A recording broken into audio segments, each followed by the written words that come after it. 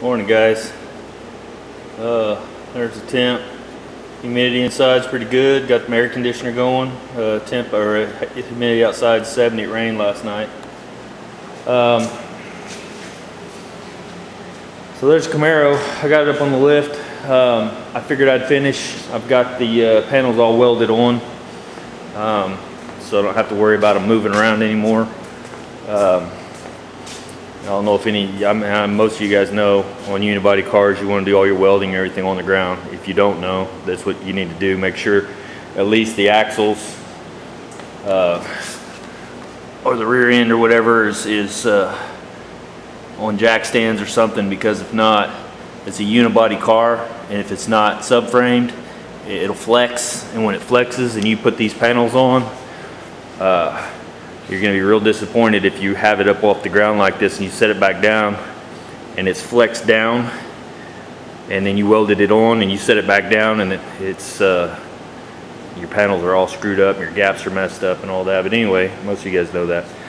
Anyway, so yeah, they're all welded on and everything. I still got some grinding to do. Got to grind all these welds under here. This little lip here I'm going to cut out today and get that all cleaned up.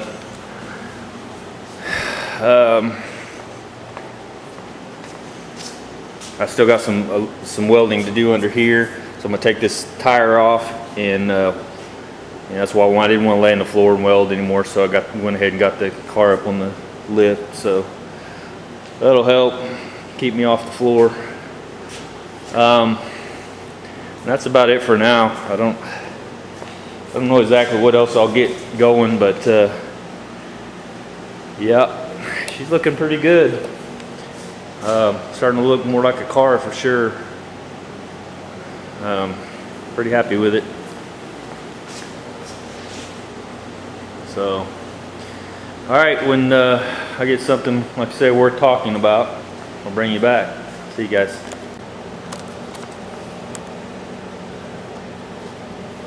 Hey guys, real quick, this little guy right here, well, I guys have tool reviews and stuff.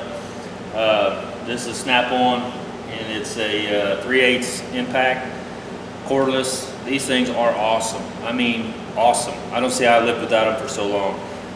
They make this at 1/2-inch drive too. It'll take off truck lugs and whatever, instead of having to have your air and all that. I was gonna take this tire off real quick, and I thought, you know what, I'll show them this. A lot of you guys probably already have this or have one like it, or they make lots of brands, but man, this tool is handy and quick.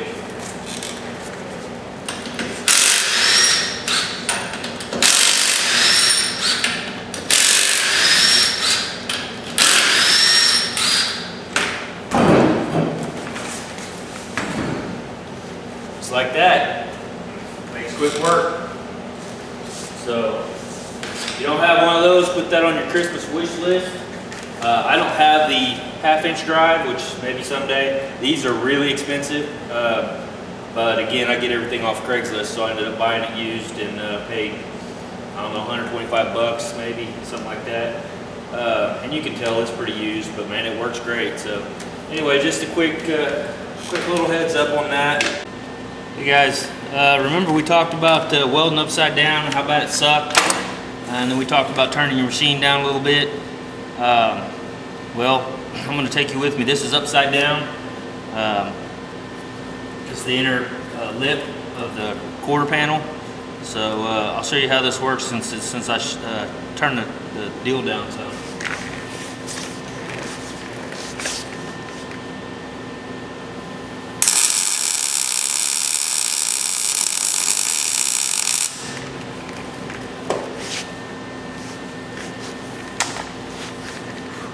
Okay, did you hear that? How crisp that was? Wasn't a bunch of popping and spattering and going on.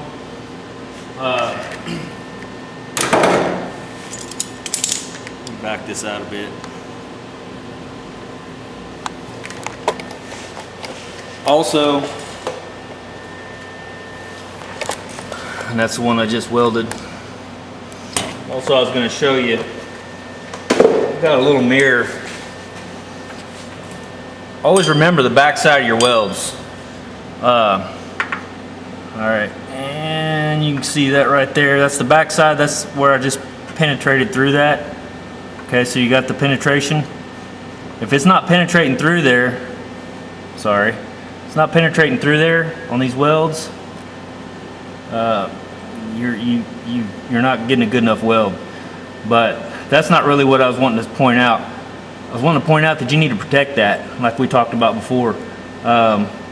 You don't see that, and I would think it would be easier to forget that.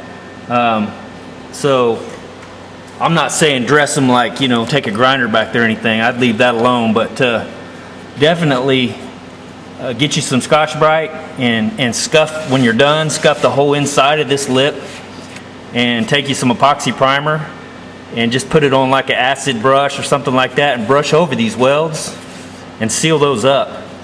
I'm going to go one step further, and I'm actually going to put some seam sealer on my fingers and go over each one of these welds after I epoxy prime it, because you're talking about this is going to get more water than anywhere else in the car. If you're driving it and it happens to rain or whatever, it's coming up into this and it's going to go right to there. And let me promise you that, well, here, let's just go outside for a second and I'll show you what I'm talking about. Because I did this on my truck. I started working on my truck and just got sidetracked or whatever, and I left it like this. I get a lot of crap because my truck's like this, but I don't really care. But to prove my point, here's what I'm saying. All right, this is the side of my truck, and what I did was I made a patch panel. All this rusted out. They always do on these trucks. So instead of replacing the whole bedside, I just cut me out this piece that was rusted, replaced the inner or the outer quarter or wheel well, and then, you know, did my body work and then just put some primer over it. Well, I'm gonna have to rip all this primer back off because it's probably been a year. But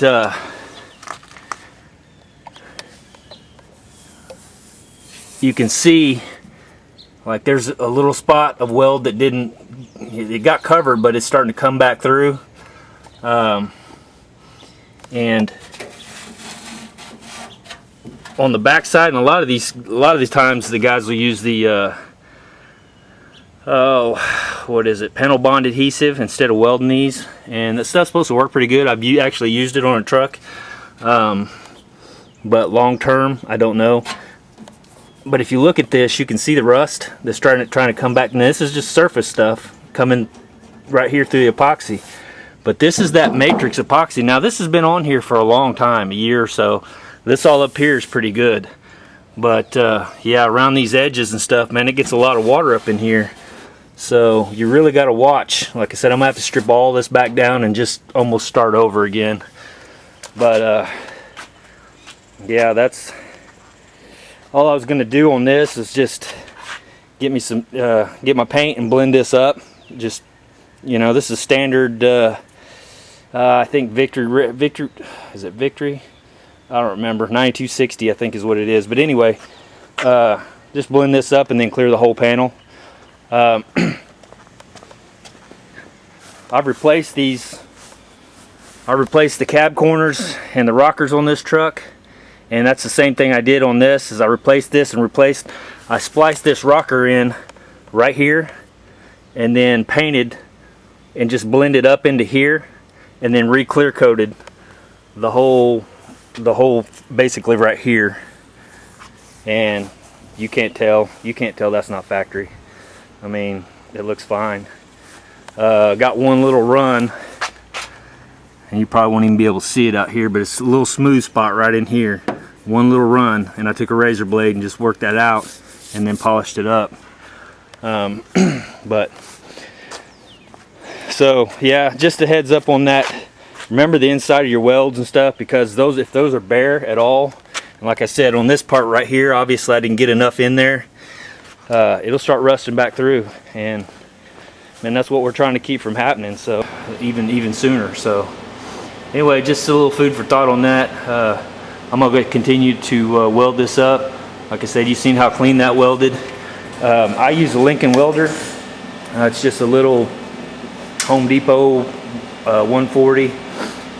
My settings on this, if anybody's got this same welder, if you don't, it's not going to matter. I'm using a little over 2 on my wire speed, and then C on my my feed here, and it works really nice for sheet metal. When I really want to get crazy with it, I go to 3D. That's easy to remember, 3D. And that really puts the penetration in, but it really also puts the heat in. So, like I said, doing this upside down stuff, right there, works for me. A lot of you guys probably have millers. I'd probably rather have a miller. I hear they're better machines, but this one works and been working fine for me. So, my wife bought me that for Christmas like 5 years ago or so. And like I said, that panel outside that I showed you guys the other day is what I started trying to learn how to weld with this on, and I was just making a big mess, but finally figured it out. Oh, another thing, here's something I think is real important. Because the first 6 months to, shoot, I don't know how long it was, I welded with this machine on reverse polarity. And let me show you this, because this is so important, because I bet you there's a lot of people, I bet you find a lot of these on Craigslist where people are like, this thing didn't work worth shit. Well, let me tell you why. Because from the factory, these come reversed from what this is now. Now you got your negative and your positive side here. And the negative on this one is running to my ground. But it doesn't come that way because it doesn't come with gas. So they're assuming that you're not going to be welding with gas, and so they have this switched. Well, my welds look like complete, well, that door out there, they look like complete shit because I was welding with this thing in reverse polarity for a long time. I got so frustrated. I was so frustrated, and I was calling people and having guys come over and look at it, and even guys that were good at welding were like, man, I don't know, you know, guess a piece of shit, basically. Well, it wasn't the welder's fault, it was this. So be sure if you get a new welder to check that and make sure that's right if you're going to use gas, and I highly suggest you use gas. That's 75% argon and 25% CO2. But yeah, this is a hard lesson for me to learn. Like I said, I thought I sucked. I thought I'll never be able to get into the bodywork deal because I can't weld my way out of a wet paper sack. So that was the kicker for me right there. Like I said, if guys are getting these and they're thinking, man, these suck, and they stick them on Craigslist, I've seen these at pawn shops, these machines, and I'm guaranteeing you, because they come from the factory that way, if you don't read the instructions and it's the way it's set up and all that, which I didn't, I just grabbed it, took it out of the box and started going. That's important. So yeah, just a little heads up for you on that. Hope that helped somebody, because man, it sure would have saved me a whole lot of grief when I first started welding, to know that those machines come like that from the factory. They're wanting you to use like flux core wire. I'm guessing they're assuming you're going to use flux core wire instead of the solid wire like I'm using with the gas. And I'm sure you can. I'm sure it works fine. Well, I guess. I've never used flux core wire. So, but this setup here, you can see the welds. They turn out nice and flat, nice and clean. And they get good penetration. So there you go. A little heads up. I know a lot of people don't show what their weld settings are and stuff like that. Of course, not everybody has the same setup as me. So, but you know, you got these deals on the inside. It shows you, you know, your little charts. You come down, you say, okay, I'm wet welding, you know, 18 gauge steel. So then you come over and you go 18 gauge steel. Then you come over and you got your CO2, 25% argon, and it says 2.5C. So 2.5C is what it wants you to weld on that. Like I said, here I'm pretty close to that. I'm a little under, but it works pretty good for me. Oh yeah, remember that. Don't worry, I welded it. All right, guys, I'll talk to you later. Hey guys, got all this welded up in here. Looks real good. I gotta grind it down. I went to lunch, and when I came back, I got a surprise. I was telling you guys a few days ago that I was going to order one of these flexible sanders because I like the way it looked like they worked. And I've got one that flexes, but this is more of a, it's for that purpose basically. I thought it was going to be green. It's purple. Don't guess it matters. Color's not going to make any difference. It's made by AFS, and it says Minnesota, USA, so it's made here in America. But how these work, and this is the first thing I pull out of the box. Please be advised, these tools have no warranty. that doesn't give you a whole lot of confidence, does it? I mean, literally, that just first thing, big deal. So don't even try to send it back if it falls apart. But they've got these little rods in them, and basically, let me set this down.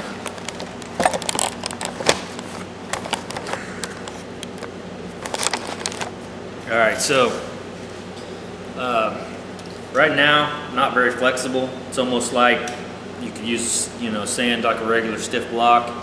But as you pull these rods out, it gets a little bit more flexible. And there's 3 rods in there, and as you keep pulling them out, obviously it gets even more bendy. And then obviously it's really bendy there. It says not to drive bend these real bad, so I'm not going to do that, but just seeing that you can flex them down a little bit. So yeah, there's that. I don't really have anything to sand right now. Let's see how this contours though. But yeah, you can kind of see how it flexes over. I don't want to bend that too much, but we're good for this right here. That's really what I was wanting, something that I could flex over like that as I'm going, and not have to not have a hard, because when you got a hard block, what you're going to have is, say it's stiff, you're going to come up straight and you're going to have a gap here and you're going to have a gap here, and so you're going to have you're going to create yourself a low spot right in the middle. Well, with this, you press down, you're hitting the whole panel evenly all the way across. Now, like I said, I haven't used this. I know how flexible blocks work. I haven't used this one, so whether it's good or not, I'll have to let you know. But I'm going to get plenty of practice with it in the next 6 months or so, or however long it takes me to finish this car. So anyway, I thought I'd bring you along for that. Also, I ordered, and it should be here today, for my little blaster. I don't know what I did with it, but anyway, that little hand blaster I have, I bought a recovery kit for it. That way I can blast in little tight areas inside the shop and not have sand. Hopefully, the goal is not have sand going everywhere. It's supposed to recover it. How good it works, I don't know. When it comes in, I'll bring you back for that one, and we'll try it out and see how good it works, and see if it's something you guys might be interested in getting for yourself. So, all right, I'll talk to you guys later. See you. Hey guys, I got all this ground down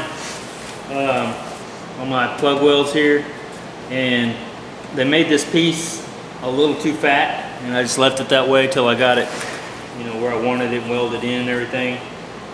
So what I'm going to do is go ahead and take my little saw here, and I'm just going to run right down this seam and cut this out. That way it makes it nice, and it's not got this crap sticking off of it. So figured I'd show you that real quick.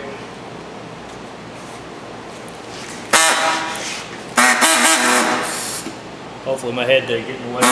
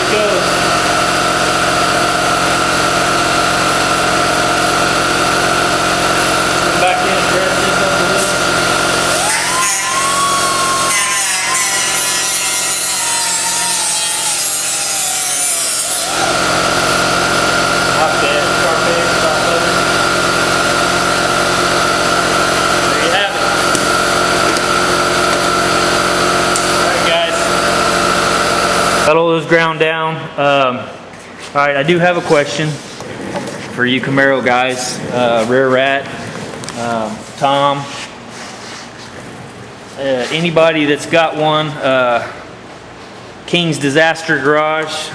You say I always help you. Well, maybe you can help me this time. All right, so I had to extend this piece here, the rocker, and let me turn this little deal off. So the original rocker had this little gap here. And literally, I've got it laying right here. So, all right, if you look at that, there's a rocker.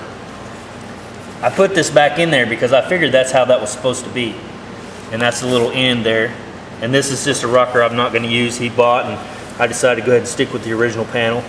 But anyway, it's got this little L-shaped deal in there, so I thought, okay, well, it must be in there for a reason. So I made the patch identical to that.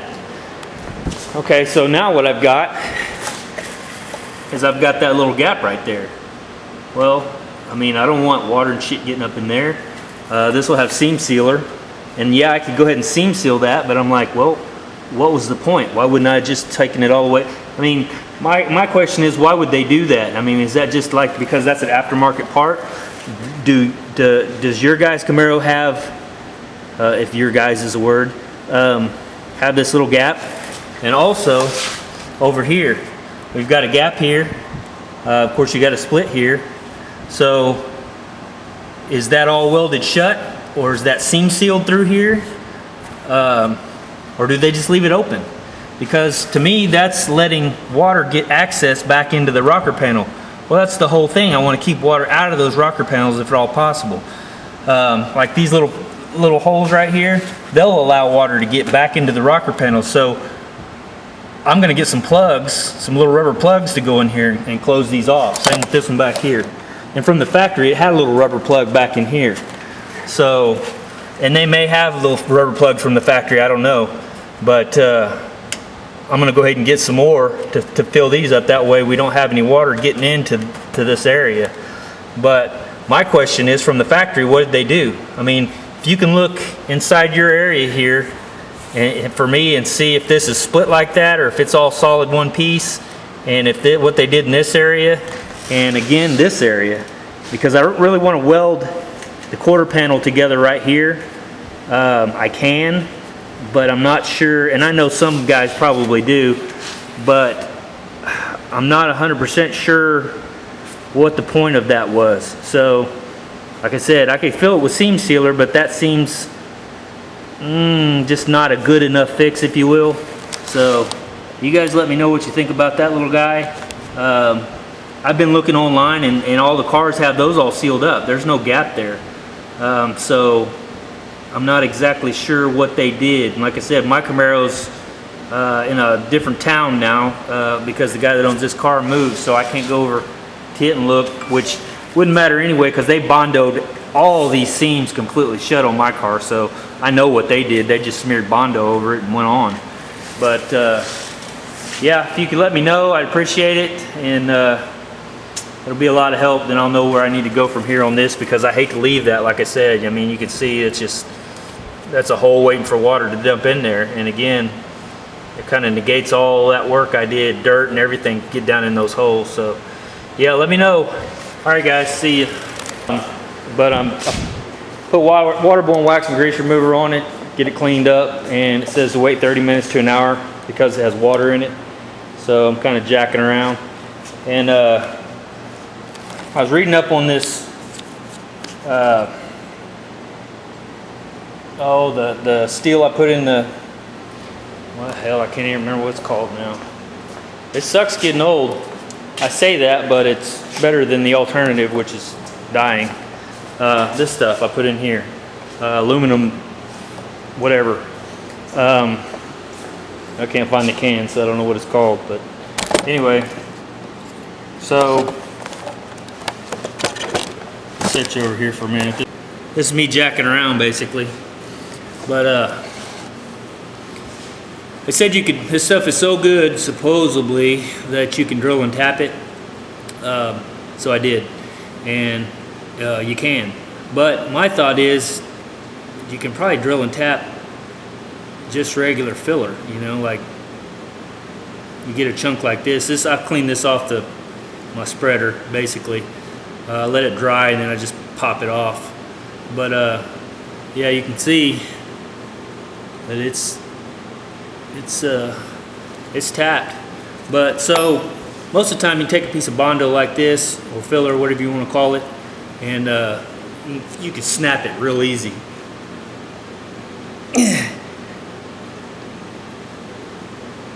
That's all I got.